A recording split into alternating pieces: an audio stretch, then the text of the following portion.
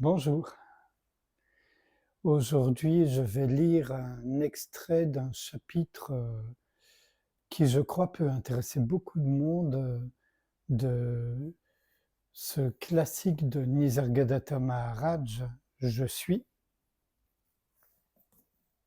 Alors, ma couverture est orange parce qu'elle a beaucoup pris le soleil, mais vous voyez, la tranche est toute jaune pâle. Je ne sais même plus de quelle couleur il est maintenant. Il doit aussi être orange, mais voilà.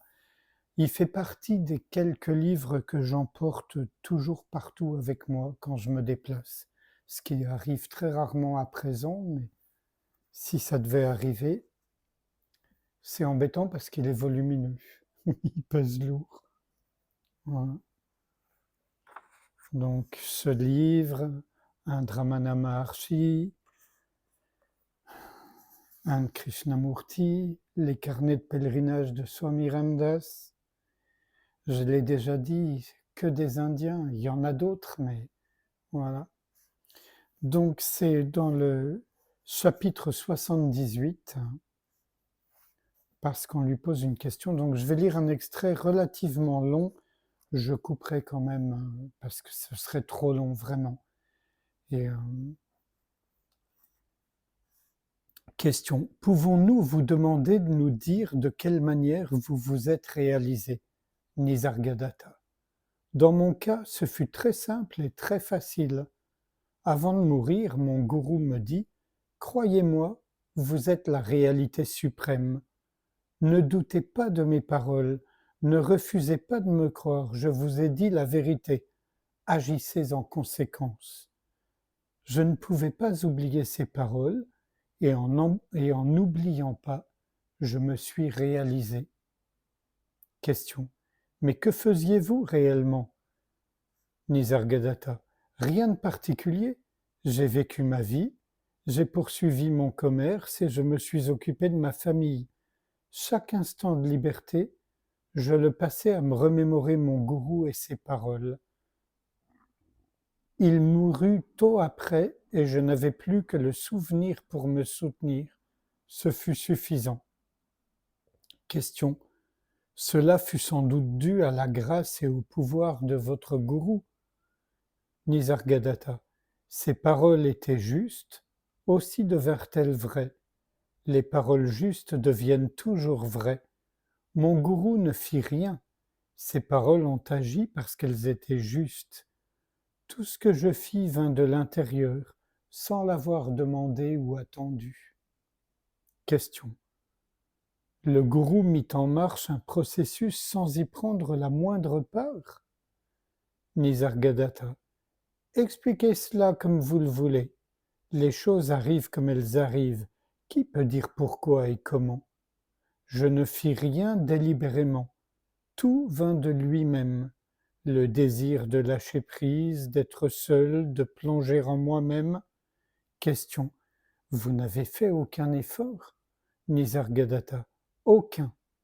Croyez-moi ou non, je n'étais même pas anxieux de me réaliser. Il me dit uniquement que je suis le suprême, puis il mourut. Je ne pouvais tout simplement pas ne pas le croire. Le reste arriva de lui-même.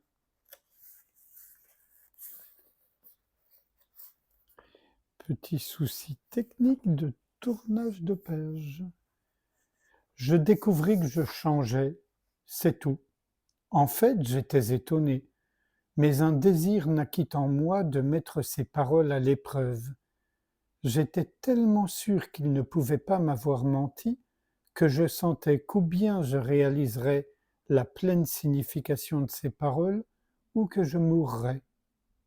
Je me sentais rempli de détermination, mais je ne savais pas quoi faire.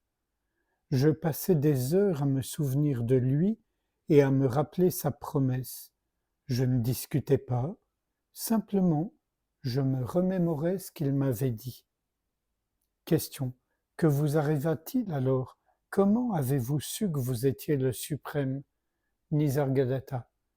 Personne ne vint me le dire, pas plus que je ne reçus d'avertissement de l'intérieur. En fait, ce ne fut qu'au début, quand je faisais des efforts, que j'eus des expériences étranges, de voir des lumières, d'entendre des voix, de rencontrer des dieux et des déesses, et de converser avec eux. Dès que le gourou m'eut dit « Vous êtes la réalité suprême », je cessai d'avoir des visions et des extases, et je devins très calme et très simple.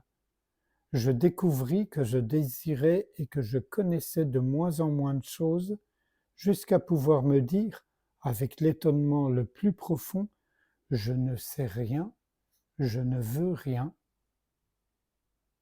Question. Étiez-vous sincèrement libéré du désir et de la connaissance, ou avez-vous incarné un jnani selon l'image que vous en avez donnée votre gourou? Nisargadatta. On ne m'avait donné aucune image, et je n'en avais pas. Mon gourou ne m'avait jamais dit à quoi je devais m'attendre. Question. D'autres choses peuvent encore vous arriver. Êtes-vous au terme de votre voyage? Nisargadatta. Il n'y a jamais eu de voyage.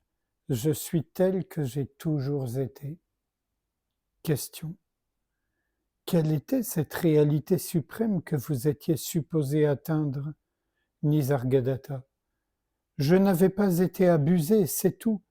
J'avais l'habitude de créer un monde et de le peupler, je ne le fais plus. Question. Où vivez-vous donc? Nisargadatta. Dans le vide, au-delà de l'être et du non-être, au-delà de la conscience. Le vide est aussi plénitude. Ne me prenez pas en pitié. Je suis comme l'homme qui dit j'ai achevé ma tâche, il ne reste plus rien à faire. Question. Vous donnez une date précise de votre réalisation.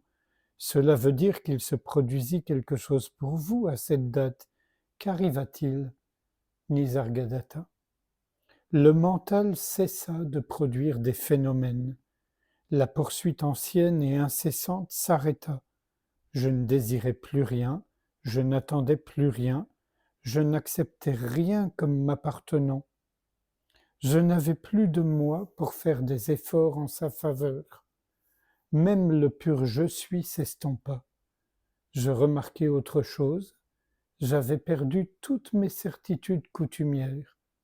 Avant, j'étais sûr de tant de choses. Maintenant, je ne suis sûr de rien. Mais j'ai le sentiment de n'avoir rien perdu à ne pas savoir, parce que tout mon savoir était faux. Ne pas savoir était en soi la connaissance que tout savoir est ignorance, que je ne sais pas est la seule affirmation juste que peut faire le mental. Prenez l'idée je suis né. Vous pouvez la croire vraie, elle ne l'est pas. Vous n'êtes jamais né et vous ne mourrez jamais. C'est l'idée qui est née et qui va mourir par vous. C'est en vous identifiant à cette idée que vous êtes devenu mortel. Au cinéma, tout est lumière. La conscience devient de même l'immensité du monde.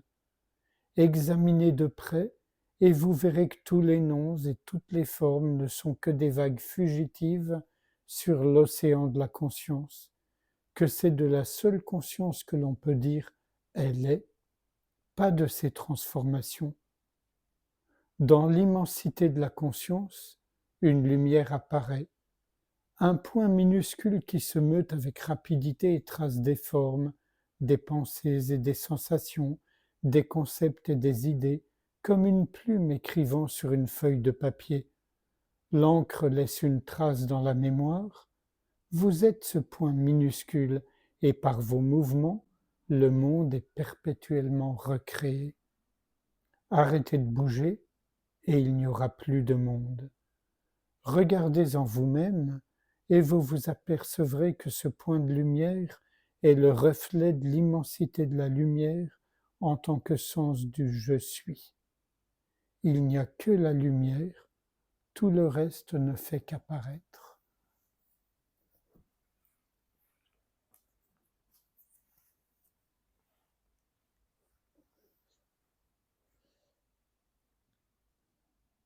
Sans réfléchir à ce qui vient d'être lu, je vous invite à passer un moment en silence avec moi, sans rien faire, peut-être juste avoir confiance en les paroles de Nisargadatta Maharaj, que le soi est toujours déjà là.